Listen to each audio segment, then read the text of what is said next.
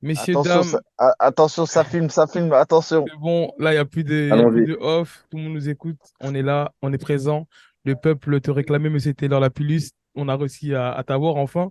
Ouais, enfin, ouais, ça n'a pas été facile, mais on a réussi. Mika, Oui. en direct de la Bah écoute, voiture. bah oui, en direct de la voiture pour aujourd'hui, parce que Taylor, c'est une star. On a dû se plier à son emploi du temps et c'est compliqué. Non, non, Ah, non, Et non, non. effectivement, Je me on- frotte les yeux, les yeux, j'ai un truc dans l'œil, c'est parfois. Mais, Non, y a mais pas de non, souci. on n'a pas dû se plier à mon emploi du temps. C'est-à-dire que vous avez un emploi du temps très compliqué. Bien Ça a sûr. été très difficile de vous avoir. Donc, du coup, Mika, attends, je viens de capter, il a le casque dans la voiture. Mais, j'ai, Il est en mission. non, j'ai anticipé, j'ai ramené le casque. Je suis en mais mission c'est ouf. infiltration. Bah, Mais c'est un truc de ouf. Il a le casque dans la voiture. Il est en mission, Non, toi, Mika. t'es non, bien, hein? bah, j'anticipe. Moi, on me dit on a Taylor, je mets tous les moyens de dispositif, grosse logistique. Ah, n'oublie Ah Taylor. de te recevoir ouais. comme il se doit, Taylor, quand même. Écoute, faudra que je te montre, Boulox, à l'occasion. J'ai un photomontage où j'ai un tatouage de Mika sur mon corps. Je suis retombé dessus très récemment et voilà. Et c'est te dire à quel point je suis fan. Bon, en tout Non, cas, Taylor, tu sais très bien, c'est moi le plus grand fan de Taylor. le peuple te réclamait, on Attends, a parce répondu à la que demande, hein. Ouais, Mika. faut rappeler, Taylor, c'est double ceinture du GMC, ceinture du TKO Canada, ceinture du RS, et c'est, attention, c'est 4 victoires et une seule défaite à la décision à l'UFC. Autant vous dire, Taylor, bah voilà, hein, Est-ce qu'il y a encore de la c'est place incroyable. dans le salon avec toutes les ceintures Taylor? Ouais, il y a de la place. Bien sûr, il y aura toujours de la place Bah, pour en les vrai, ceintures et tout. c'est ça, en vrai, il faut qu'une place, hein. Une seule Ouais. suffit en vrai. Ouais, il y a besoin que d'une place, en vrai, tu vois. Il y a besoin que d'une place. Et il y aura, quoi qu'il arrive, même s'il y a 100 ceintures, il y aura toujours la place pour Pour cette la seule et ceinture-là, unique. tu vois. Mais Ouais, Taylor, pour faire une petite intro rapidement, tu devais combattre. On t'avait reçu l'an dernier avant l'UFC Paris 1. ouais. Ouais, Malheureusement, tu t'es blessé. Et c'est entre-temps, tu as ça. refait ton retour à. Il y a eu pas mal de changements. Il y a eu pas mal de changements. Tu as changé de team. Tu as fait ton retour à l'UFC Paris 2. Mika, je peux te laisser introduire. Tu le fais mieux que moi. Bah Et comme non, ça, bah tu l'as bien fait. Détenteur de la ceinture du Juarez, tu défends ta ceinture contre. Non, tu vas la chercher, je crois, contre Peña, c'est Ouais, ça? ouais. c'est ça, ouais, exactement. Je Ouais. vais la chercher contre Peña. Et ensuite, bah, avant ça, tu avais combattu contre Race, Ouais. qui était un ancien gars qui avait affronté, si je me trompe pas, Demetrius Dimitrius Johnson Johnson. pour la ceinture à l'UFC. Bref, en gros, que du gros blaze. On attendait ta signature pour l'UFC. Elle était arrivée l'année dernière. Tu devais combattre sur la carte. Malheureusement, tu t'es blessé. Entre-temps, pas de reconduction de contrat avec le Management Factory. Tu changes de team, tu vas à l'US Metro. Et là, tu recombats à l'UFC Paris, près de 8 ans après avoir combattu à l'UFC. Et tu re-signes une victoire vraiment pas mal du tout face à un Irlandais qu'on n'attendait pas aussi costaud, pour être honnête, et qui s'est montré dur. Et voilà, bah, retour gagnant pour toi, grosse victoire. Et je crois savoir que bah, vis-à-vis de ta story, que t'es pas loin de recombattre bientôt. C'est Si ça, je me ouais, trompe. exactement. Donc, du coup, j'ai une date de combat. J'ai reçu mon contrat, on a signé le contrat et tout, etc. Donc, j'ai une date, un adversaire, etc. Que je vous communiquerai très bientôt, Non, tu peux le dire bien maintenant, sûr. tu sais. Je m'en doute que je peux le dire maintenant. Mais ouais, en tout cas, j'ai une date. Bah, donne-moi un indice. Est-ce qu'à Noël, tu vas pouvoir manger correctement ou tu vas être en diète à Noël? Je peux te donner un indice, c'est que c'est aux États-Unis. Voilà. Donc Ouais. déjà, on sait que Mais- c'est pas, donc c'est pas un short notice à Abu Dhabi ou à Sao Paulo ou je sais pas où. Voilà, ce sera aux US. Et voilà, c'est ce que je peux mais- ce que je peux te dire.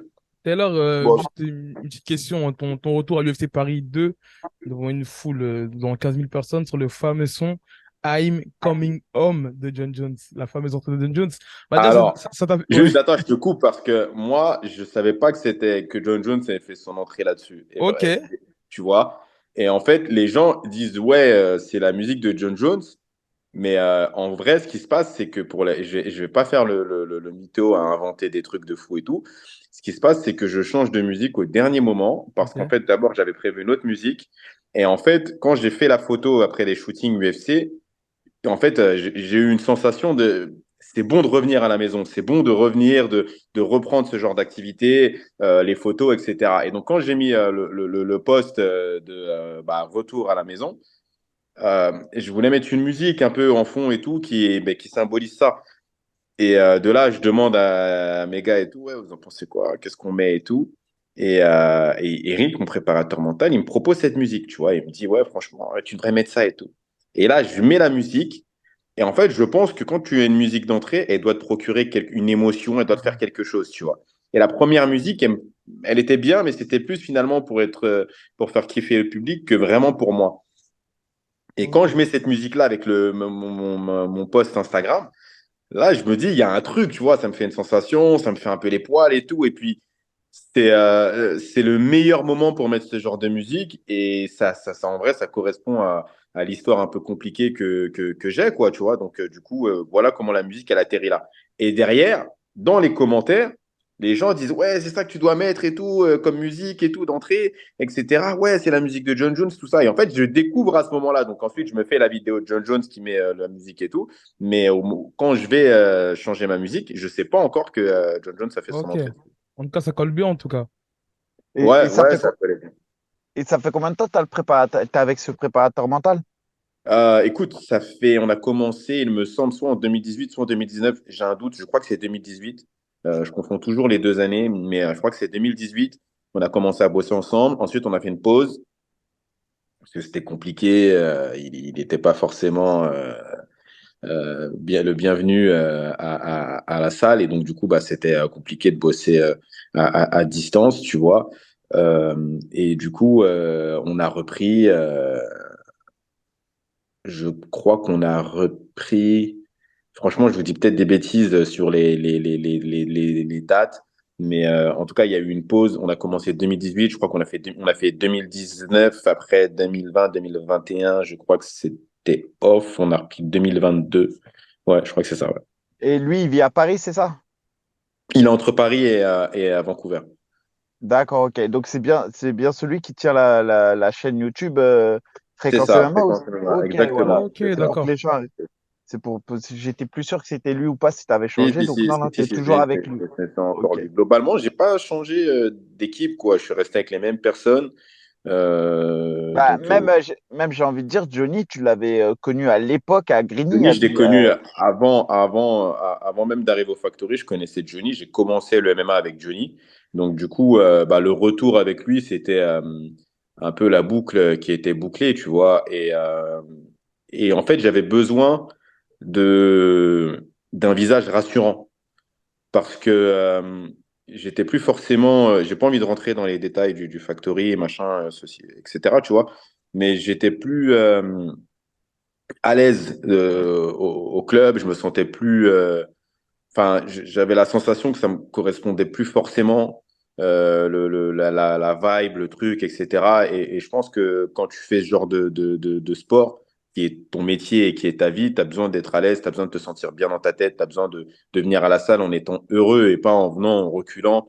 Et pour la petite histoire, bah, c'est ce que j'avais. Je venais en reculant à la salle. Boulox, on en avait parlé plusieurs fois en off. Et ça faisait un moment déjà que je venais sans trop de motivation et qu'il y avait des moments où je me disais, qu'est-ce que je fous là, quoi, tu vois. Et donc, du coup, j'avais besoin j'avais fait une coupure, j'ai eu une coupure sportive où j'avais arrêté de m'entraîner, où toutes ces énergies-là, qui n'étaient pas forcément positives, limite, elles étaient en train de me pousser gentiment et sûrement vers l'arrêt de ma carrière. Et très sincèrement, c'est pas impossible que j'allais arrêter le sport, quoi, tu vois, parce que, encore une fois, quand il y a autant d'énergie qui sont pas forcément très positifs, qui sont orientés vers toi, bah, tu n'as pas forcément envie de continuer dans ce que tu fais. Et du coup, tu te dis, bon, vas-y, je laisse tomber tout ce truc-là, je m'en fous. Et puis voilà, tu vois. Et fort heureusement, je croise Johnny lors d'une séance d'entraînement et on s'entraîne et le courant, bah, il repasse forcément bien tout de suite. Et de là, je reviens m'entraîner, je reprends l'entraînement et puis ensuite, progressivement, je quitte le MMA Factory et j'atterris à l'US Metro. Donc Ok, voilà un et peu comment justement, la transition a été faite entre le MMA Factory et l'US Metro. forcément, ça appelle à beaucoup de questions. Après, on a le droit d'y répondre ou pas y répondre, hein, mais sans forcément rentrer dans les commérages. Donc là, t'expliquais en partie que le départ du Factory s'effectuait déjà parce que tu sentais pas forcément à l'aise, t'étais pas forcément dans un bon mood là-bas, tu sentais qu'il y avait pas forcément des bonnes énergies autour de toi. Maintenant, je mets les pieds dedans direct. Il y a le journaliste Moulina, Romain Molina. Romain Molina, ouais, qui a sorti une vidéo dans laquelle il dit, et c'est aussi des bruits de couloir qui sont archi présents dans les coulisses du MMA. Je crois que c'est pareil, c'est un secret de Polichinelle, euh, qui dirait que tu es aussi parti en partie parce que enfin, t'étais déjà parti et tu as appris, en fait, à un moment donné, tu t'impatientais de ne pas pouvoir combattre à l'UFC, tu comprenais pas ce qui se passait et tu as pris les devants, tu as envoyé un message à Sean Shelby. Donc, pour ceux qui connaissent pas forcément, Sean Shelby, c'est le manager UFC, Matchmaker de l'UFC, de ouais. Matchmaker de matchmaker l'UFC. ouais, matchmaker de l'UFC qui gère ta caté de poids. Enfin, entre autres, il a plusieurs catégories, mais celle-là aussi. Et il te dit, mais attends, moi, on me dit que tu es blessé, ton coach Fernand Lopez ou ton manager Fernand Lopez me dit que tu es blessé depuis plus d'un an et que tu peux pas recombattre. Et là, tu Mika, tombes de haut et tu lui dis, en gros, bah, si je peux recombattre. Et est-ce que tu peux confirmer ou tu euh, préfères pas juste, rentrer dans les détails? juste Mika, pour recontextualiser, en fait, Romain Molina, il en a parlé, il y avait des bruits de couloir, comme tu l'as dit, mais c'était pas vraiment ce qu'il avait dit, en fait, Romain Molina. Et ça, c'est les maîtres fumés qui l'ont déclaré en public il y a quelques jours, et en rentrant dans les détails, pour remettre les choses dans le contexte, Mika. Ouais, Donc, c'est bon. Taylor, est-ce que tu peux nous en dire plus sur cela? Écoute, je vais rester dans ma ligne directrice, tu vois, et il y a eu une histoire très clairement avec le MMA Factory. De manière, si MMA Factory, Management Factory, de toute façon, tu pars pas de quelque part quand tout va bien. Donc, il y a eu une histoire, effectivement, et j'en parlerai ou pas en temps et en heure, mais pour le moment, j'ai pas forcément, encore une fois, envie de rentrer dans beaucoup de polémiques.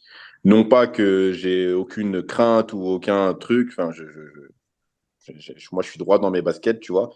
Donc, mais c'est juste que j'ai pas envie de participer à ça et je suis pas fan du lavage de linge sale en public avec des gens avec qui tu as malgré tout passé du temps, même si aujourd'hui les rapports sont plus que rompus. Euh, j'ai quand même pas forcément envie de laver mon linge sale en public, même si le linge en question est un peu crado, quoi, tu vois, mais j'ai Ok. pas envie de le faire en public. Donc, ce que je veux dire, c'est que je vais rester.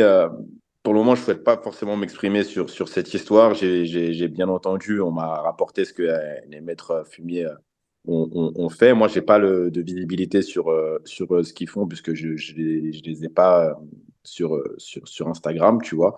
Mais j'ai vu qu'effectivement, ils avaient fait un truc assez détaillé.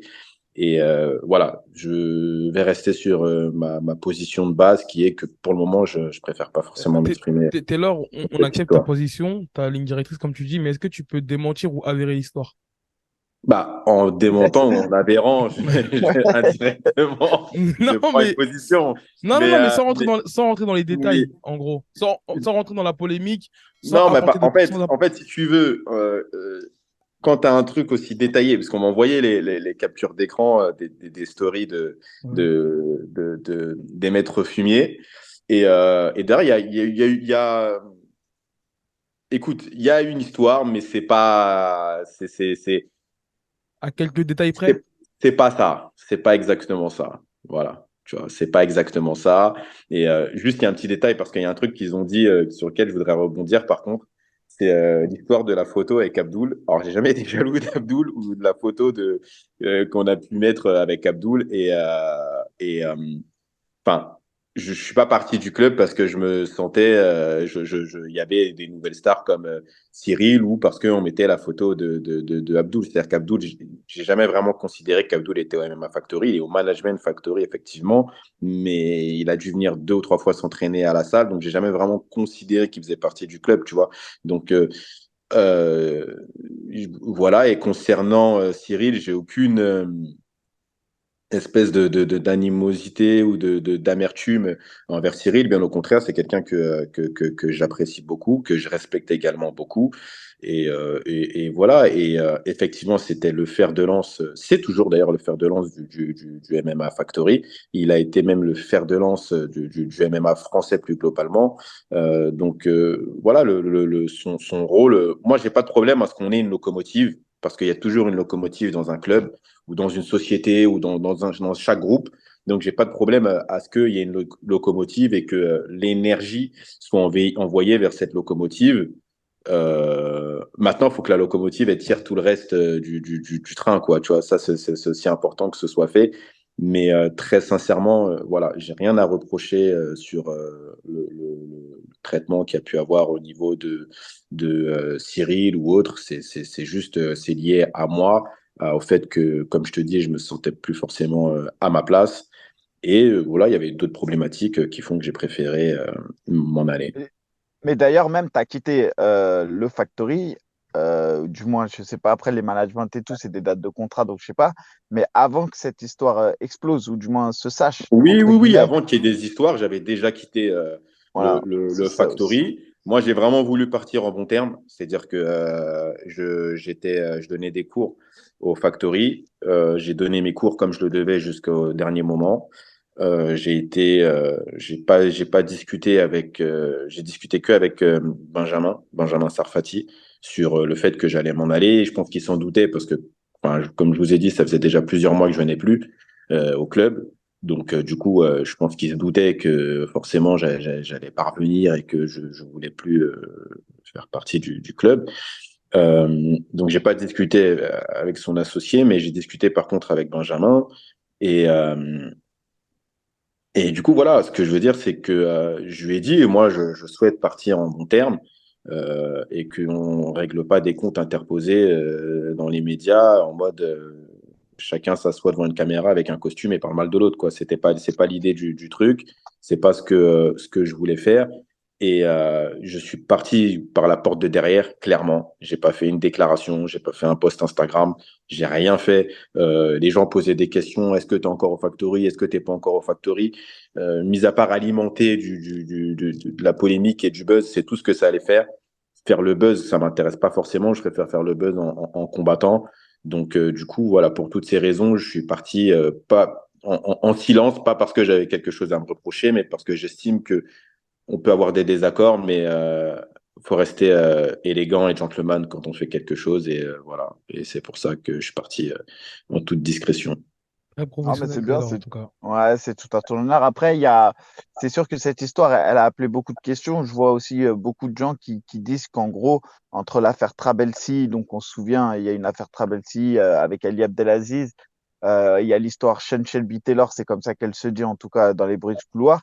C'est peut-être aussi ça qui fait, par exemple, que des Abdul, malheureusement, malgré tout le talent qu'il a, n'a pas signé aujourd'hui à l'UFC. C'est un peu le gars qui paye les pots cassés. Alors pareil, c'est des théories, mais aujourd'hui, en tout cas, on voit que toutes les affaires plus ou moins convergent vers quelque chose et on Si on s'aperçoit que analyse, écoute, si on analyse froidement, et là, je vais pas te dire parce que je suis parti ou pas parti, mais si on analyse froidement, en tout cas de l'extérieur, les rapports entre le Management Factory et l'UFC ont pas l'air au beau fixe. Enfin, en fait, si on fait une analyse rapide, personne n'a été signé depuis William Gomis.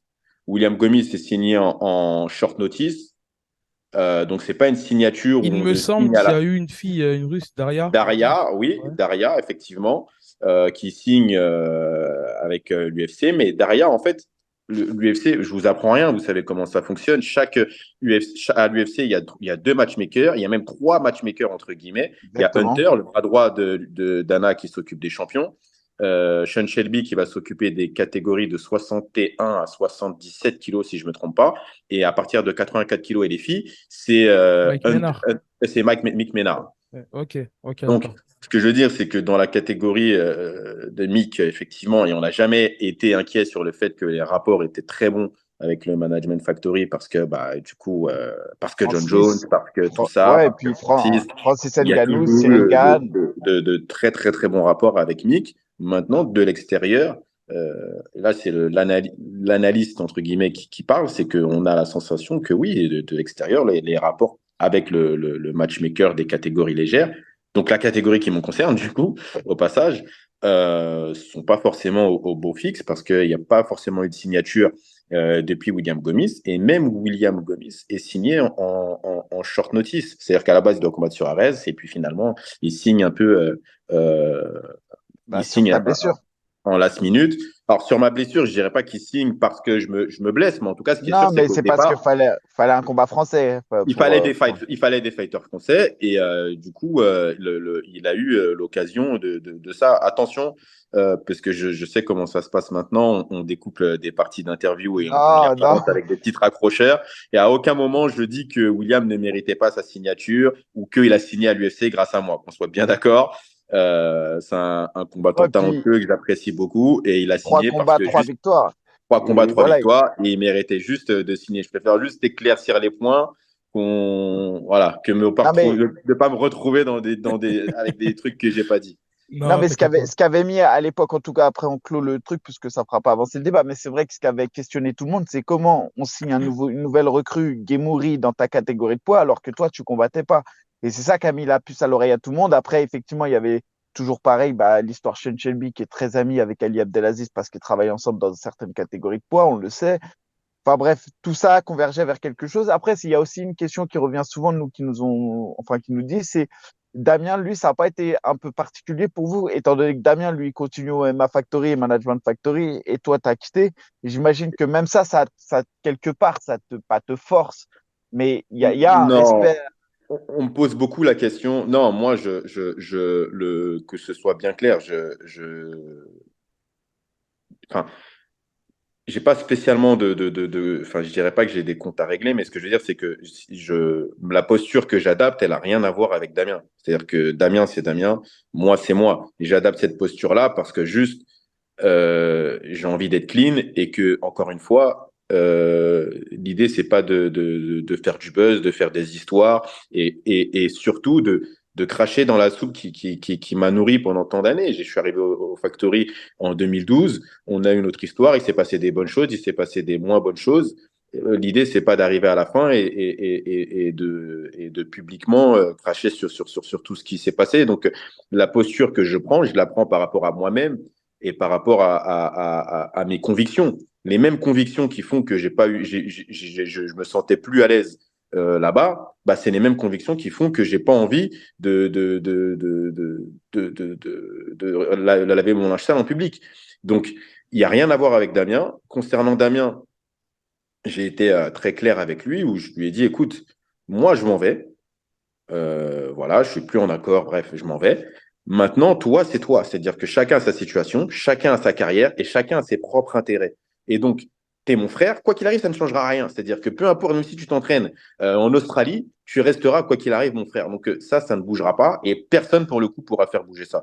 Donc, entraîne-toi où tu veux. Si tu veux rester là-bas, reste là-bas. Et très sincèrement, je lui ai dit à plusieurs reprises, je te dis pas ça parce que j'espère secrètement que tu dises ok, bah tu pars, je m'en vais. Non, non, non. Vraiment, je pense en toute sincérité, si tu penses que c'est là-bas que c'est mieux pour toi, reste là-bas et moi je serai content pour toi parce que ce que je veux, c'est que tu progresses. Et je ne peux pas demander à quelqu'un de me suivre alors qu'on n'a pas forcément les mêmes intérêts, on n'en est pas au même niveau dans notre carrière, on n'a pas, enfin, c'est pas la même chose. Donc, ce que je veux dire, c'est que je lui ai dit en toute sincérité et en toute honnêteté, si c'est ce qui est le mieux pour toi, reste là-bas. Clairement, et c'est ce que je pense. C'est que ce soit les amis que j'ai là-bas, Boulogne et au MMA Factory, et pourtant ça bouge pas. J'ai toujours plaisir à lui parler, plaisir à le voir. Toi, Mika, n'en parlons pas. J'ai carrément une photo où tu es t'es dans mon cœur, tu vois. Non, mais Donc, moi, je suis parti avant toi.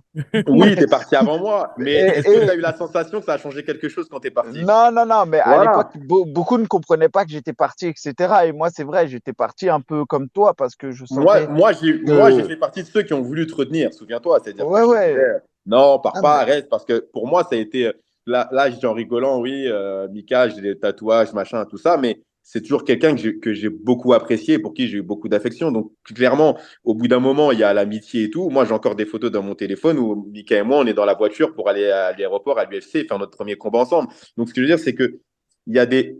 Je pense vraiment que les liens humains sont très importants dans ce qu'on fait. Et finalement, c'est ce qui restera en plus à la fin de tout ça, de nos carrières. On ne oui, se c'est souviendra un pas souvenir. combien de combats on a gagné, mais on se souviendra avec qui on était, qu'est-ce qu'on a fait et comment ça s'est passé, tu vois. Donc, euh, pour revenir sur Damien et sa présence au MMA Factory, voilà, je n'ai aucun souci avec ça. Moi, ce qui compte, c'est qu'il soit content, que ça se passe bien pour lui, et voilà, c'est tout. Et Ouais, moi, c'est une petite dernière question. T'es avec quel management là aujourd'hui? Aujourd'hui, je suis accompagné de Classico Sport. C'est une boîte de management qui, à la base, fait du foot. Donc, Ok. ils ont plusieurs agents, plusieurs footballeurs. beaucoup Voilà. Et d'avocats. beaucoup. Bah, du coup, c'est une grosse boîte. Donc, c'est une boîte qui a pignon sur rue. Donc, ils ont effectivement un gros service juridique, une conciergerie. T'es Ils ont, français? ouais, c'est des Français. C'est Ok. des Français, mais c'est le système du foot. Donc, c'est un système beaucoup plus Ok. gros, plus évolué, parce que forcément, il y a plus de, De de moyens? vécu, de moyens également. C'est-à-dire que un transfert de foot, c'est pas un transfert de MMA, tu vois. Donc, ce que je veux dire, c'est que c'est une autre sphère. Et actuellement, je suis leur seul athlète Ok. de MMA. Ça tendra à se développer dans le futur, mais en tout cas, c'est une grosse structure qui m'accompagne dans ma carrière de combattant. Et voilà. Et il me représente d'ailleurs dans tous les aspects de ma carrière, que ce soit sur l'image, sur la communication, sur le management des combats, mes contrats, etc. Il me représente surtout. Et on a vu là la première jonction, la grosse jonction entre le football et le MMA au PFL, avec l'équipe du PSG C'est sur les bancs ça, du ouais. FEL. C'était incroyable. Et Ouais, vas-y, c'est moi incroyable. maintenant, moi j'ai juste envie de parler un peu de la suite. Là, on sait que tu vas avoir un adversaire forcément plus en place que l'Irlandais. En tout cas, ça serait logique. On rappelle quand même pour ceux qui suivent que t'es pas à 1-0 à l'UFC, mais bien à 4 victoires à l'UFC et une défaite. Il s'agirait de le rappeler quand même. T'as été cuté de l'UFC alors que t'avais 3 victoires pour une défaite. C'est super rare. On comprend pas trop, surtout dans cette caté. Après, peu importe, le passé est le passé. Même Mais l'UFC, hein, même le staff UFC me posait la question quand on était en interview, c'est-à-dire qu'il me disait, mais on comprend pas parce que tu as eu 3 victoires, une défaite, et entre-temps, tu as battu des gars, et il y a certains gars qui sont même à l'UFC, c'est-à-dire qu'il y a des gars que tu as battus qui, eux, entre-temps, ont signé à l'UFC Ouais. avant toi. Donc, est-ce que ça ne te crée pas une amertume? Est-ce que ça ne te crée pas un truc? Et je leur ai dit non, enfin, je pense que ça s'est passé comme ça, c'est que ça devait se passer comme ça. Et voilà, aujourd'hui, je suis de retour. Mais oui, effectivement, il y a une grosse interrogation et une grosse. C'était une anomalie. Voilà, j'ai envie de dire. C'était clairement, une grosse anomalie. et tout le monde le disait. Bon, derrière, encore une fois, je refais l'historique, mais 2 ceintures au SGMC, je crois que c'est 61-66, si je dis pas C'est de ça. bêtises. TKO, c'est 61. Le RS, 61. Là, c'était incontournable pour l'UFC Bercy. Bon, après, on a raconté ce qui s'est passé. Mais vas-y, là, si, dernière question, je te dis pour moi la suite. Moi, j'ai envie de dire forcément dans 2, 3 combats, top 15. Ce que je veux dire, c'est ce Écoute, qu'on veut pour toi aujourd'hui. moi, ce que je disais avec mon manager, aujourd'hui, on a une très bonne relation avec l'UFC. On communique assez souvent avec Sean Shelby. C'est-à-dire que par mail, avec des temps de réponse très rapides, globalement, je pense que quand je lui écris, il me répond pas, il n'y a pas plus de 24 heures qui passent avant une réponse. Donc, le contact est assez bon et assez fluide.